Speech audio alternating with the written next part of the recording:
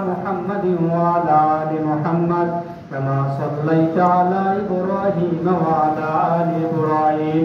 إنك حميد مجيد اللهم بارك على محمد وعلى آل محمد كما باركت على إبراهيم وعلى آل إبراهيم إنك حميد مجيد اللهم آمين ربنا ظلمنا أنفسنا وإن لم تغفر لنا وترحمنا لنكونن من الخاسرين ربنا آتنا في الدنيا حسنة وفي الآخرة حسنة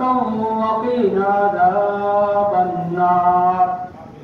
ربنا فاغفر لنا ذنوبنا وكفر عنا سيئاتنا وتوفنا مع الأبرار ربنا لا تزغ قلوبنا بعد إذ هديتنا وهب لنا من لدنك رحمة إنك أنت الوهاب رب العالمين আজকের এই ইন্টারমিডিয়েট বিদায় অনুষ্ঠানে সূরা ইখলাস সূরা ফাতিহা দরুদ শরীফ পড়ে যা কিছু নেক আমল করেছি তামাম কিছুর হাদিয়া সর্বপ্রথম আমাদের প্রিয় নবী বিশ্ব নবী জনাবে মুহাম্মদুর রাসূলুল্লাহ সাল্লাল্লাহু আলাইহি ওয়াসাল্লামের রওজা মুবারকে সোনার মদিনায় পৌঁছায়া দেন তামাম সাহাবায়ে কেরাম তাবেঈন তাবে তাবেঈন উলামায়ে মুতাকাদ্দিমিন মুতাআখিরিন সালফে সালেহিন বুজুর্গানে দিন আজ পর্যন্ত যারা কবরস্থ হয়েছে রব্বুল আলামিন প্রত্যেকের রূহ মুবারকের হাদিয়া পৌঁছায় দিন